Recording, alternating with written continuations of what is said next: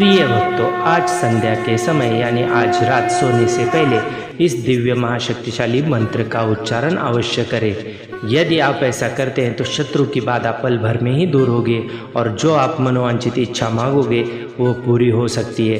प्रिय भक्तों, इस मंत्र का उच्चारण कैसे करना है ये मैं बताऊंगा, लेकिन प्रिय भक्तों अपने जीवन में एक बार इस मंत्र का उच्चारण पाठ अवश्य ही करना चाहिए, जिससे शत्रु का हाथ या पैर या दिमाग भी काम नहीं करेगा और वह आपके मार्ग से हट जाएगा।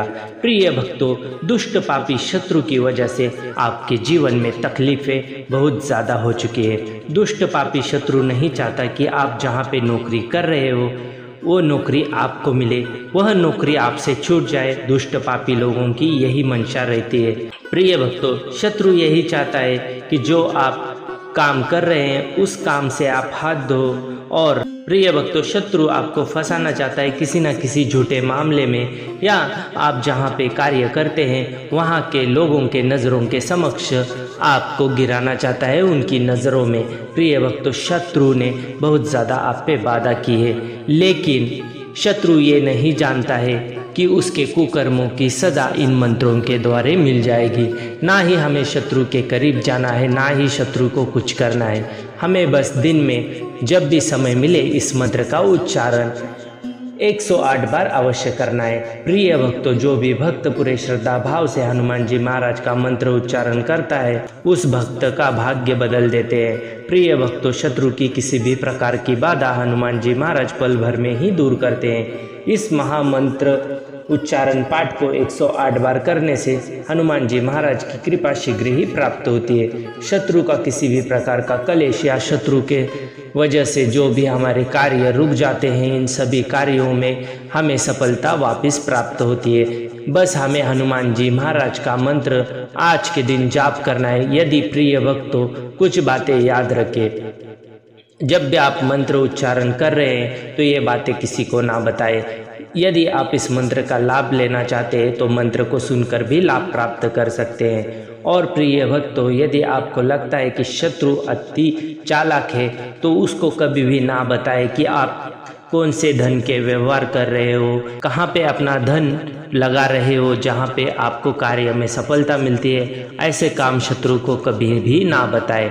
और जो भी शत्रु चल रहे हैं उनके लिए बस दिल में एक ही विनंती करें हनुमान जी महाराज से, हे हनुमान जी महाराज, मेरे जितने भी समस्त शत्रु है वो नष्ट हो जाए और मैं पहले जैसे ही खुशहाल जीवन जीना चाहता हूँ। और हनुमान जी महाराज, हमारे पे जितने भी शत्रु की बाधा है वो समस्त तरीके से नष्ट हो जाए। और भी आप कुछ मांगना चाहते हैं तो मांगिए, पर एक चीज़ याद रखें कि एक समय में आपको एक ही मनोरथ मांगना है और इस मंत्र को पूरा 108 बार अवश्य सुनना है। मंत्र का अनादर ना करें, ना ही अपमान करें, ना ही अवहेलना करें।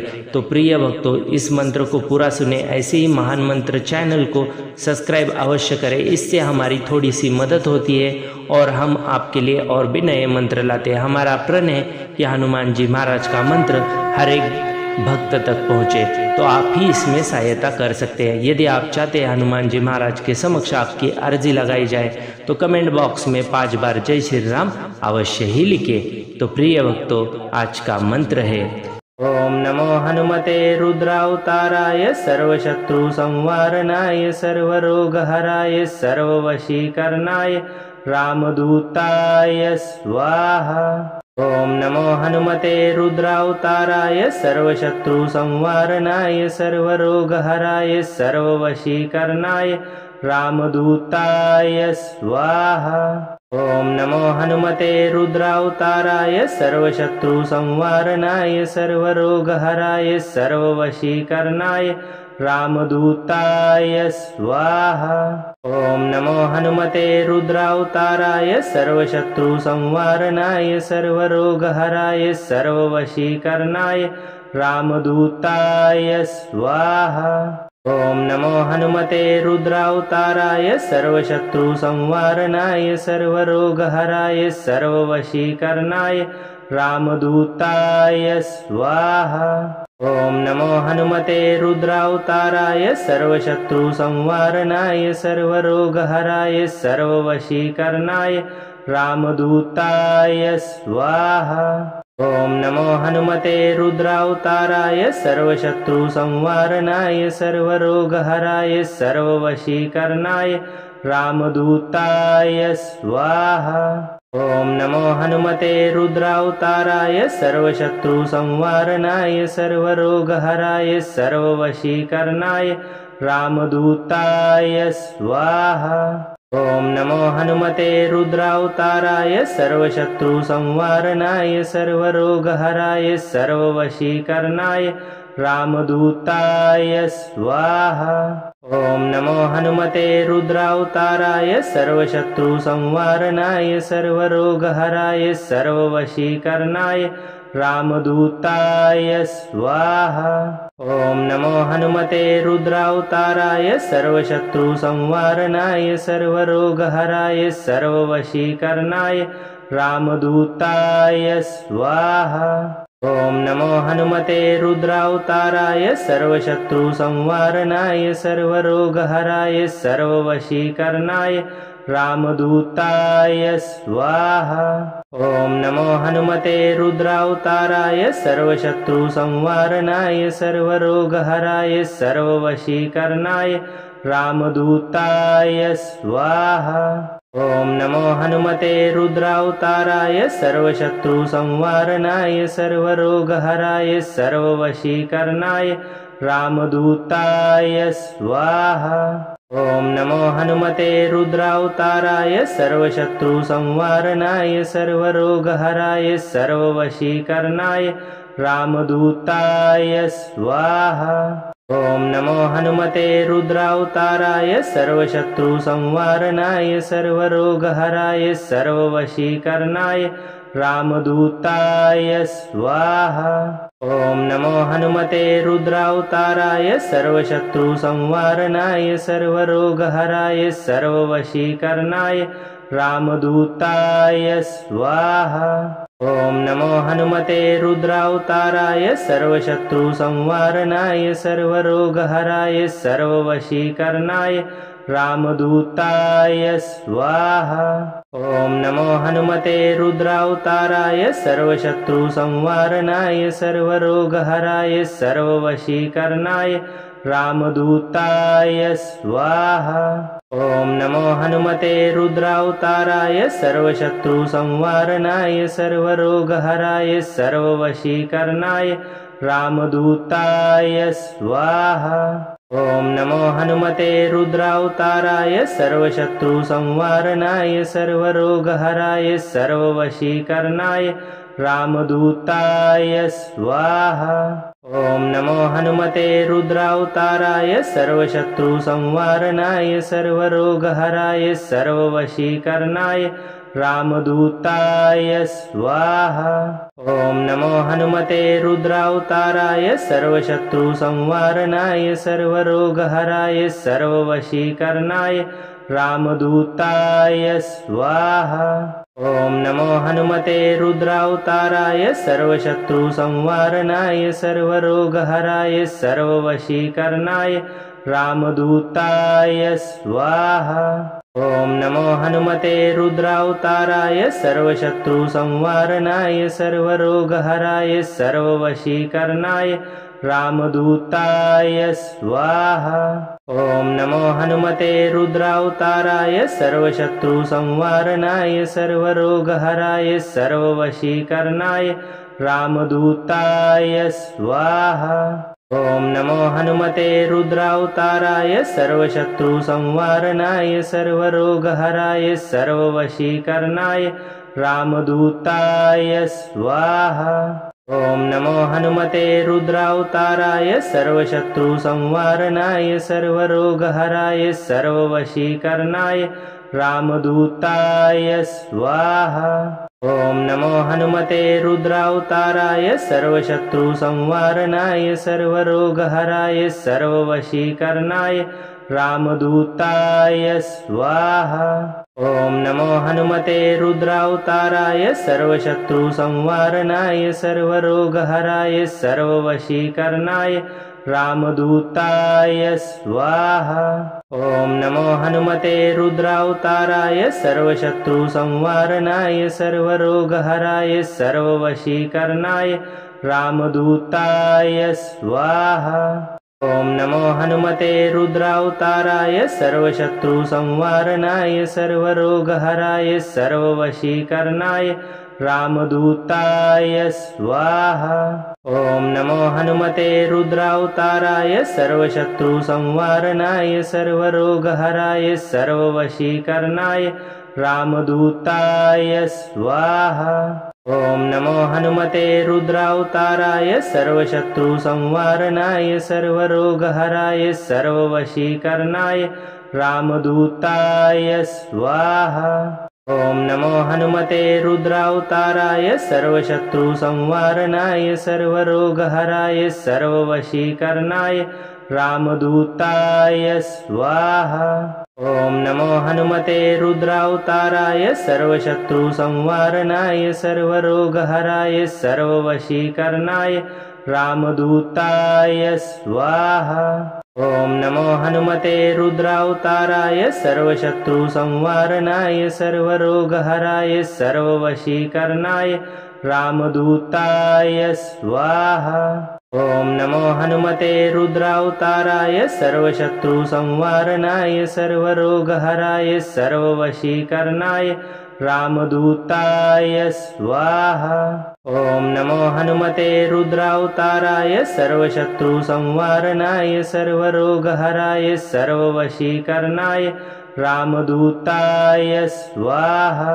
ओम नमो हनुमते रुद्रावताराय सर्वशत्रुसंवारणाय सर्वरोगहराय सर्ववशीकरणाय रामदूताय स्वाहा। ओम नमो हनुमते रुद्रावताराय सर्वशत्रुसंवारणाय सर्वरोगहराय सर्ववशीकरणाय रामदूताय स्वाहा। ओम नमो हनुमते रुद्रावताराय सर्वशत्रुसंवारणाय सर्वरोगहराय सर्ववशीकरणाय रामदूताय स्वाहा। ओम नमो हनुमते रुद्रावताराय सर्वशत्रुसंवारणाय सर्वरोगहराय सर्ववशीकरणाय रामदूताय स्वाहा। ओम नमो हनुमते रुद्रावताराय सर्वशत्रुसंवारणाय सर्वरोगहराय सर्ववशीकरणाय रामदूताय स्वाहा। ओम नमो हनुमते रुद्रावताराय सर्वशत्रुसंवारणाय सर्वरोगहराय सर्ववशीकरणाय रामदूताय स्वाहा। ओम नमो हनुमते रुद्रावताराय सर्वशत्रुसंवारणाय सर्वरोगहराय सर्ववशीकरणाय रामदूताय स्वाहा। ओम नमो हनुमते रुद्रावताराय सर्वशत्रुसंवारणाय सर्वरोगहराय सर्ववशीकरणाय रामदूताय स्वाहा। ओम नमो हनुमते रुद्रावताराय सर्वशत्रुसंवारणाय सर्वरोगहराय सर्ववशीकरणाय रामदूताय स्वाहा। ओम नमो हनुमते रुद्रावताराय सर्वशत्रुसंवारणाय सर्वरोगहराय सर्ववशीकरणाय रामदूताय स्वाहा। ओम नमो हनुमते रुद्रावताराय सर्वशत्रुसंवारणाय सर्वरोगहराय सर्ववशीकरणाय रामदूताय स्वाहा। ओम नमो हनुमते रुद्रावताराय सर्वशत्रुसंवारणाय सर्वरोगहराय सर्ववशीकरणाय रामदूताय स्वाहा। ओम नमो हनुमते रुद्रावताराय सर्वशत्रुसंवारणाय सर्वरोगहराय सर्ववशीकरणाय रामदूताय स्वाहा। ओम नमो हनुमते रुद्रावताराय सर्वशत्रुसंवारणाय सर्वरोगहराय सर्ववशीकरणाय रामदूताय स्वाहा।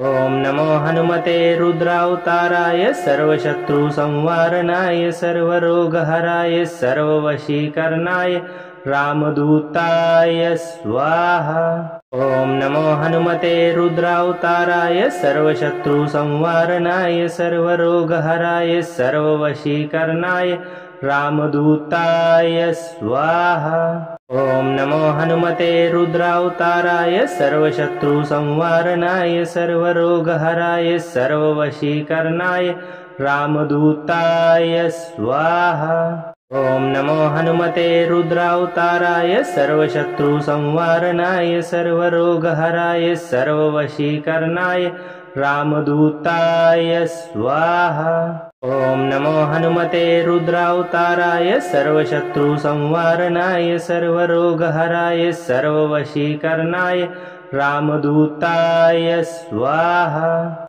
ओम नमो हनुमते रुद्रावताराय सर्वशत्रुसंवारणाय सर्वरोगहराय सर्ववशीकरणाय रामदूताय स्वाहा। ओम नमो हनुमते रुद्रावताराय सर्वशत्रुसंवारणाय सर्वरोगहराय सर्ववशीकरणाय रामदूताय स्वाहा। ओम नमो हनुमते रुद्रावताराय सर्वशत्रुसंवारणाय सर्वरोगहराय सर्ववशीकरणाय रामदूताय स्वाहा। ओम नमो हनुमते रुद्रावताराय सर्वशत्रुसंवारणाय सर्वरोगहराय सर्ववशीकरणाय रामदूताय स्वाहा। ओम नमो हनुमते रुद्रावताराय सर्वशत्रुसंवारणाय सर्वरोगहराय सर्ववशीकरणाय रामदूताय स्वाहा। ओम नमो हनुमते रुद्रावताराय सर्वशत्रुसंवारणाय सर्वरोगहराय सर्ववशीकरणाय रामदूताय स्वाहा। ओम नमो हनुमते रुद्रावताराय सर्वशत्रुसंवारणाय सर्वरोगहराय सर्ववशीकरणाय रामदूताय स्वाहा। ओम नमो हनुमते रुद्रावताराय सर्वशत्रुसंवारणाय सर्वरोगहराय सर्ववशीकरणाय रामदूताय स्वाहा। ओम नमो हनुमते रुद्रावताराय सर्वशत्रुसंवारणाय सर्वरोगहराय सर्ववशीकरणाय रामदूताय स्वाहा। ओम नमो हनुमते रुद्रावताराय सर्वशत्रुसंवारणाय सर्वरोगहराय सर्ववशीकरणाय रामदूताय स्वाहा। ओम नमो हनुमते रुद्रावताराय सर्वशत्रुसंवारणाय सर्वरोगहराय सर्ववशीकरणाय रामदूताय स्वाहा। ओम नमो हनुमते रुद्रावताराय सर्वशत्रुसंवारणाय सर्वरोगहराय सर्ववशीकरणाय रामदूताय स्वाहा। ओम नमो हनुमते रुद्रावताराय सर्वशत्रुसंवारणाय सर्वरोगहराय सर्ववशीकरणाय रामदूताय स्वाहा।